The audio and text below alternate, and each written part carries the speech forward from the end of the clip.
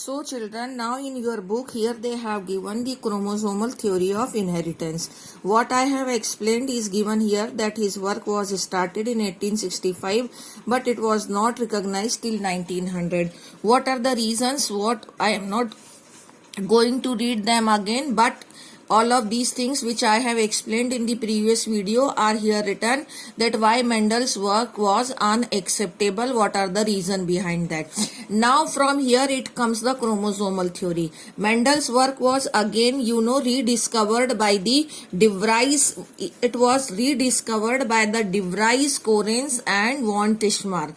And what after that, the microscopy, these all points I have already discussed.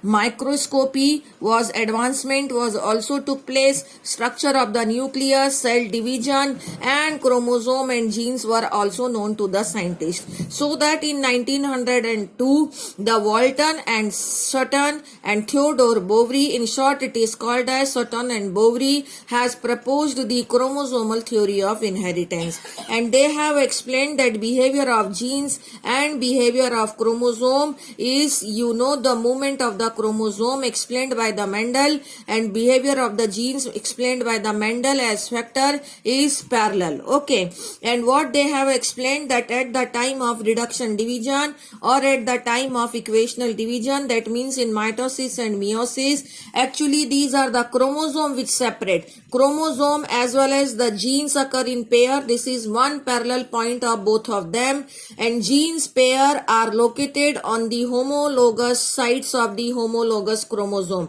If genes are there in pair, actually this also I have explained, if they are there in pair, so suppose this T and T is there in pair, so these T and T, this is one gene, this is another gene, this is T gene and this is T gene, and they are located on the chromosome. Okay, this diagram I am going to tell you later on.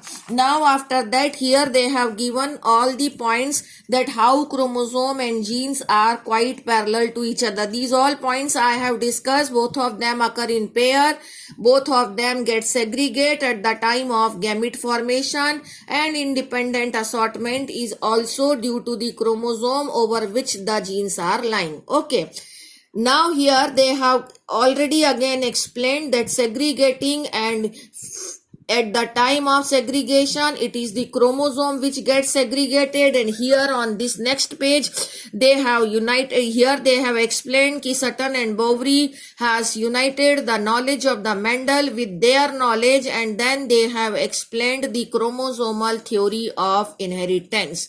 Okay, the pairing and separation, both of the things takes place of the chromosome only on which the genes are lying. Here it is given. What all points I have discussed in the previous video, I have shown all those points in the book itself. Okay, now I am showing you the notes also. See that in the notes I have explained here that, just a minute, okay, I have explained number one that why Mendel's theory was not accepted. The things are written in points. Number one, his concept communication was not easy. His concept of factor as a discrete unit was not accepted. Alleles did not blend. This also not accepted. And mathematical explanation of biological phenomena was also not accepted. And Mendel was not able to provide the physical proof of the factor. This was also not accepted. Okay, so on the basis of the Mendel work and Tishmar, Correns and the Sutton and Boveris, finally they have united their work with the Mendel's work, and then they have provided the chromosomal theory.